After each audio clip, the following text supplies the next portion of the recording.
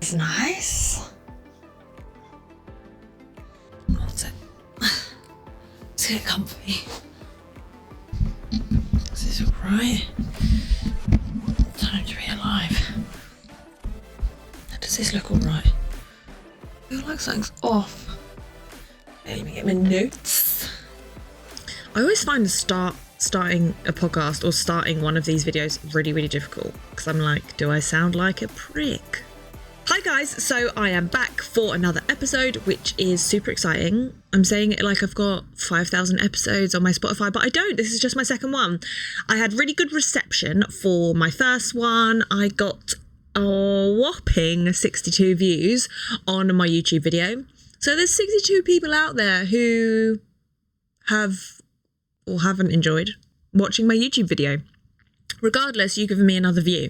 So that's great. And I had 14 downloads on my podcast. So I thought that was quite decent. I am back for another episode and it's just me again. I need to line up my guests. I have been way too relaxed in getting my guests lined up and in order to record with them. So here I am doing another solo episode with a cup of tea. I should have called it like Tea with Phoebes. Play on the word tea. So today's episode is going to be about navigating challenges and setbacks within business because, and I thought this was really appropriate because the start of 2025 for me has been really, really fucking challenging. Let's be honest, like really challenging.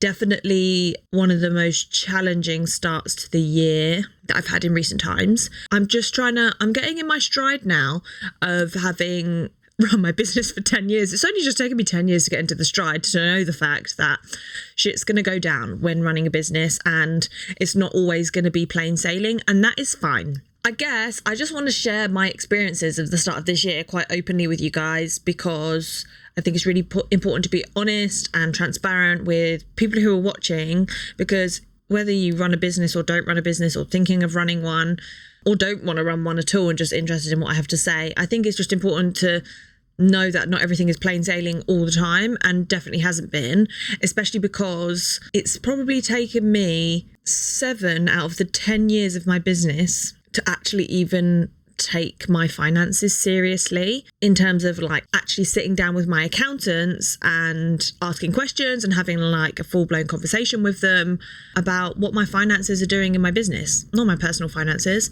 So I'm going to break this down into 4 key challenges that I have had this year so far, and bearing in mind it is, let's enter the passcode on my watch. It is the 14th of February. It is Valentine's Day. So happy Valentine's Day. I'm recording this for you guys. The first one is one of the biggest ones because it made me really upset. I was really sad. This was a big contract that fell through, and I can't divulge what the contract was because I am still aiming to do this, but in 2026. And I can't let on to my secrets because I'm hoping it's going to be some kind of exciting surprise. We were supposed to partner with another organisation to do something specific. How am I supposed to tell you about this challenge when I can't even tell you what it was? I can, but I don't want to ruin the secrets because I feel like it's been a work in progress for a long time. And lots of decisions and talking and meetings have gone into it so far. It's probably been about 6 months work up until January, and then it all fell through essentially. It fell through at the last hurdle. It had to go to obviously the organisation's senior leadership team, and they basically said, we can't see the benefit in making this happen, so we're going to say no. And there was no conversation about it, even though we'd written proposals for them. We had several meetings, calls, etc. And there was no coming back from it. There was no more sort of negotiation or conversations about it. It was a blow because this next step in my business was going to, and is going to, just the universe has decided that it's not our time quite yet, propel us forward into sort of a different, same but different direction. So yeah, I remember sitting and crying in my car on the way back from a class one Monday evening and crying about it. And it was devastating. And I think because you build up this picture in your head that this is what it's going to be like, and it wasn't, that's why it was so devastating. And because of the work that had gone into it so far, that doesn't mean that that work isn't sort of transferable elsewhere. But I think because I've done a lot of stuff by myself in my business, in terms of making new classes happen, running events, basically every time I've wanted to do something new with my business, I've made it happen by myself. And I've never really gone on board with like any key partners or investors. So I think it's sort of set in stone in my mind that it's just something else I need to do by myself, because maybe that's the better route to go down. So I've just been trying to reframe it, and sort of my friends and family that I've spoken to about it, you know, these things fall through because maybe there's something better out there. It's supposed to go in a different direction. And that I just need to trust in the process a little bit, which was really, really tough. And that I literally got that news like the 6th of January. And I thought, wow, this is what a start to the new year. So that was my first setback. My second setback is that we have lower student numbers than last term by about 20%, which doesn't sound like a lot, but it is a lot. And it has, this is me being super open and honest. I don't know whether I should be telling people that we're not doing so good at the minute, but I think it's important that people know that things aren't plain sailing all the time, and they're not. And this term and the start of this year has shown me that. Low student numbers, what does that mean for us? Obviously, the first thing is it impacts finances. We recruit students 3 times a year, so for every term, and then we have mini recruitment phases through like for our February half-term workshops, our Easter showcase, summer showcase, and maybe extra events that sort of go on throughout the year. So it impacts finances because our profit margins change, and then it makes you start thinking, okay, do I need to cut down staffing hours? I mean, it's not even that's first. It's always me.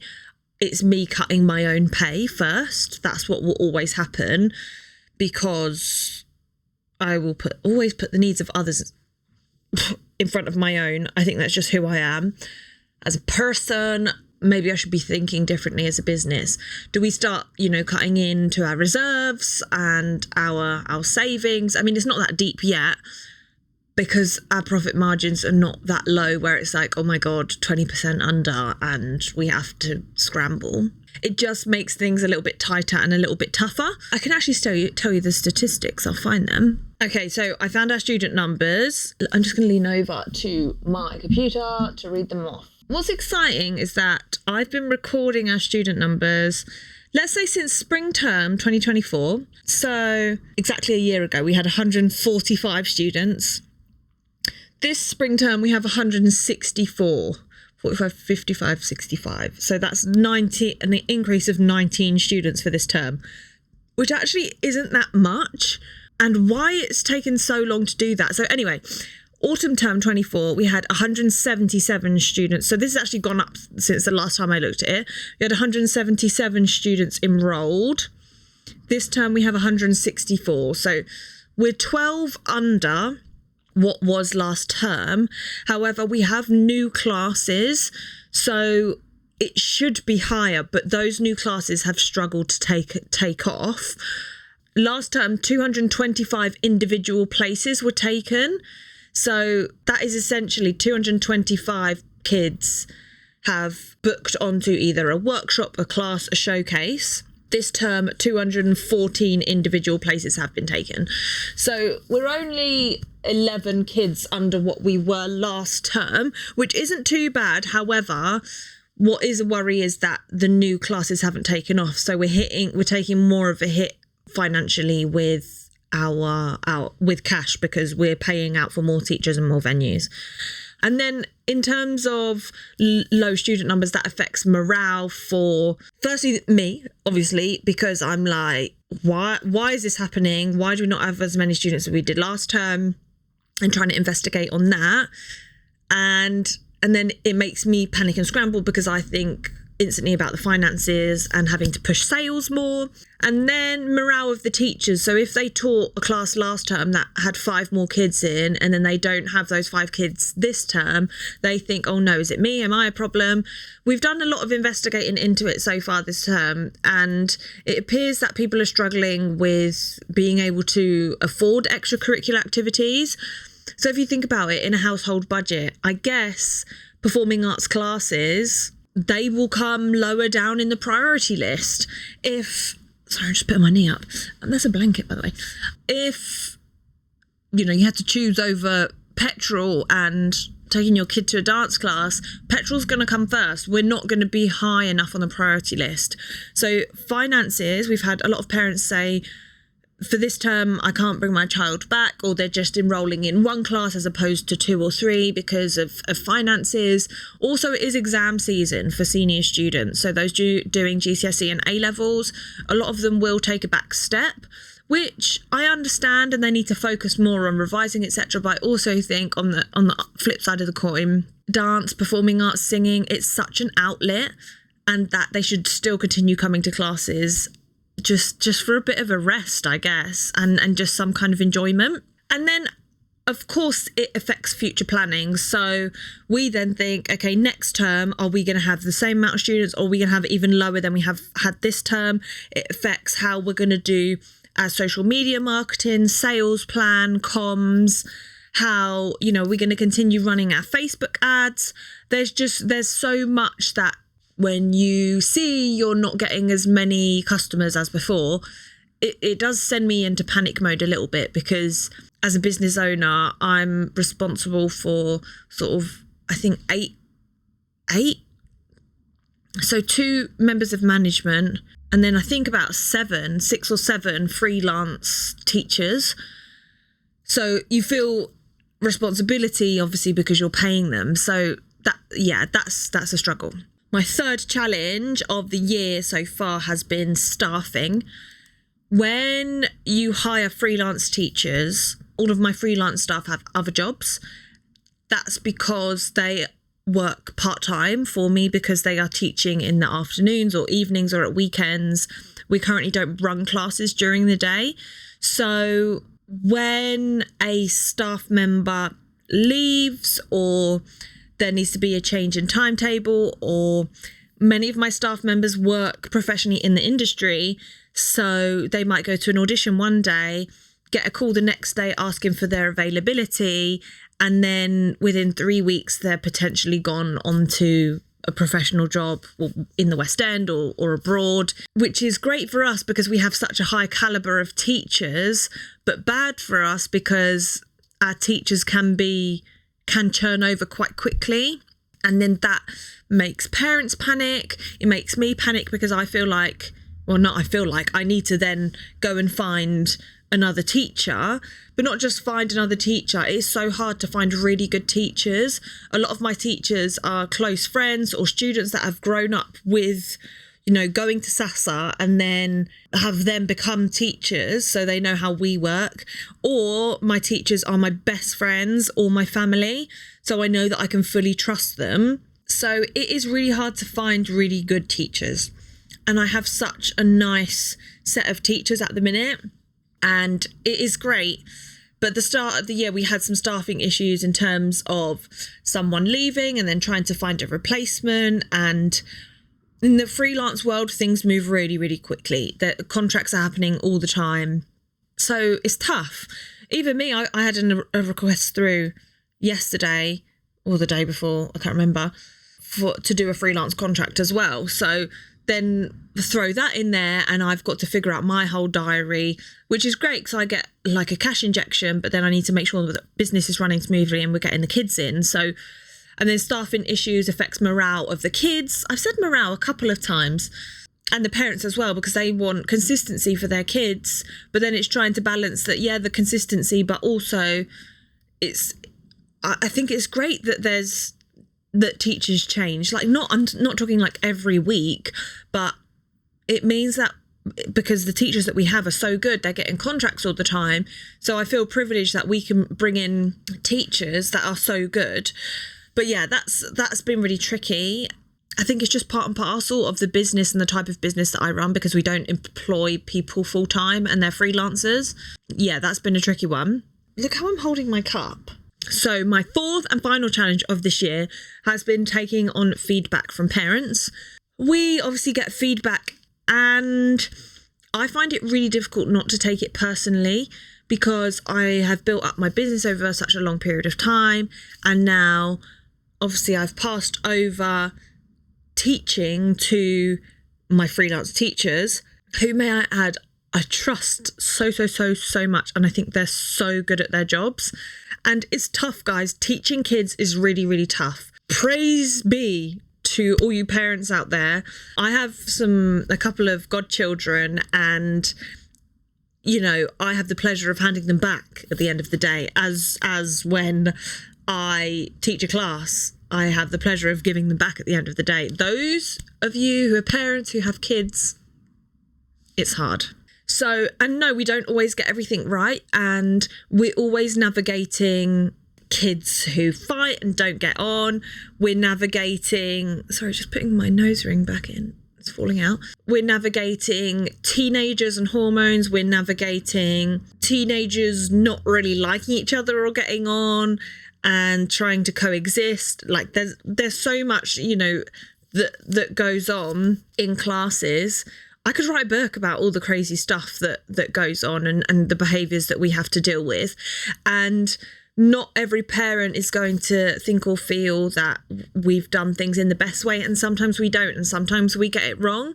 So I think for me, it's just been a bit of a struggle, because I've found it difficult to not take it personally.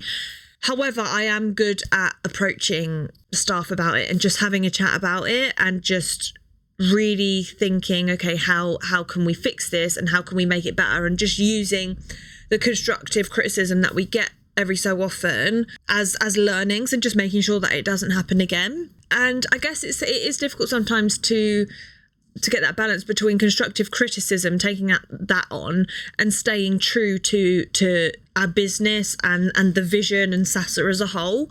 Sometimes it doesn't come hand in hand, and sometimes we're going to lose students, and sometimes we'll keep students.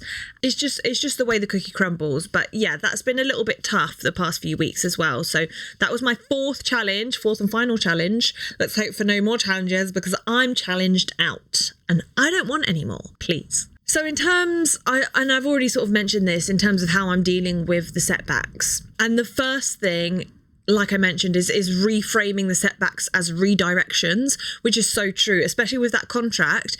It was me thinking, okay, maybe this is not the direction we're supposed to go in at the moment. It's not meant to be for now. Sometimes it's really hard to accept that as a redirection, but I think I've come to that realization now. And then I guess another practical step that I've been taking to keep going after these setbacks would be focusing on what I can control, which is my responses, how I speak to my staff, how I speak to parents, how I deal with the setbacks like staffing issues, contracts falling through. I think I have a tendency sometimes to maybe there be an issue, and then I go into panic mode, and I'm like, quick, send this email, quick, make this phone call, quick, put this on the website and do this. The other day I actually wrote out an email, and I thought, do you know what, before I send it, don't do it. I went away. Where did I go? Did I go to the gym or something? Yeah, I think I did. I went to the gym and I had a proper think about it. And I came back and I deleted the email and I didn't send it. So it's just having that time to focus on what you can control, and for me, not go into panic mode. Another thing that has really helped me as well is leaning on the people I love around me and leaning on my community. There is a couple of SASA parents who I've known for a very long time, who I know I can always pick up the phone to and be like, okay, this has happened. Can you tell me your honest opinion or feedback? And they will. And there's no bias to it, which is just so nice and refreshing, because then I feel like, okay, I could do this better, or I'm not going mad. This is actually okay. And then obviously leaning on my friends and family and my loved ones. And the management team. My management team is my friends and family. So our creative operations manager is Jen, who's one of my best friends. And then Danny, who's our head of admissions and outreach. She's my auntie. My mum deals with a lot of our marketing and sort of core business processes. I actually sat down with her today and we went through the whole customer journey to try and make that better. And then Liz, who is not my blood auntie, but might as well be, known her since I was born. We go on holiday with Liz and all of our sort of our family every single year. She is our head of finance. So all of these people, not only are they extremely good at their jobs, they give me feedback, what I need to do practically for my business, and feedback in terms of, okay, Phoebe, you either need to take a break or you need to take a step back, do something for you. So leaning on my community has been like, and will always be, such a big thing for me, because they are just, oh man, I love my family and friends. Couldn't do it without them, honestly. And then the last thing, I guess, what I'm doing to ensure that how I'm dealing with things and dealing them in the best way possible is just learning from everything. There's a lyric in a song that says, taking L's as lessons instead of losses. I mean, just call me a rapper. I can't remember where it's from, but I think I was listening to it in the gym this morning, and it really is. Every time something bad happens, it's not a failure or something bad. It's like you're just learning to do something better and be better for the future, which is what I'm really trying to embody, because it's so true. I don't know why I'm looking up here and praying like there's nothing up there, probably apart from 1,000 spiders, but let's not talk about that. Those are how I've been sort of dealing with the setbacks. It's been tough, guys, not gonna lie. And then I guess I just want to finish with maybe a little bit of uplifting, actionable advice. Maybe purely for myself, not even for anyone else. One of the first things is the sort of the ride the wave mentality, is that business ebbs and flows. It is not amazing 100% of the time. I mean, there are some businesses out there that maybe it is. I don't even believe that they are. Businesses always have their issues. It's just the way it is. You know, we're going to have seasons of like booming seasons with loads and loads of students, and then we're going to have slightly quieter seasons, and that's fine. And look, it's dark outside still. I mean, it was a bit lighter this morning, 7:30 in the morning. It was light outside. So we're getting there. You know, people just, this is what Jen says all the time. People just want to hunker down and sit inside and under a blanket and watch telly. They don't want to go out and do a dance class at 8:00 at night. So it is just riding the wave, knowing that it's going to be okay and it's going to get better. I think for me, another piece of advice, and I need to take my own advice, and this is something that I'm going to try and do every day, is know that small wins and the small things that happen, that they really matter. The small good things that happen really matter. So small wins matter. What I need to do is at the end of each day or throughout the day is write down my wins. Like, I recorded my podcast today, or I went to the gym, or I completed this task that I've been putting off for ages. I don't look at those enough as big things. What do you mean I don't look at those as big things? That doesn't even make sense. I think it's really important. I focus on the big things so much. It's like, oh, I didn't get this contract, or I didn't win this proposal, or we didn't get this sponsorship. And it's always the big things. And it's like, actually, no, this kid just came up to me today and said, like, I love Sasa so much, thank you, and gave me a hug. And it's like, that is a small win. And because on the ground, that's why we do what we do. And then another piece of advice that I should definitely, again, take on myself is adapt, but don't panic. Like I said the other day, when I was going to panic reply to this email, and then I was like, actually, I went away and came back and thought, actually, I don't need to do that at all. Take a step back, take a chill pill. It's going to be fine. Just making thoughtful changes rather than reactive ones, because the reactive ones are when you're sort of in high emotion and maybe you're upset or you're angry, but you're not actually thinking about this might have a knock-on effect.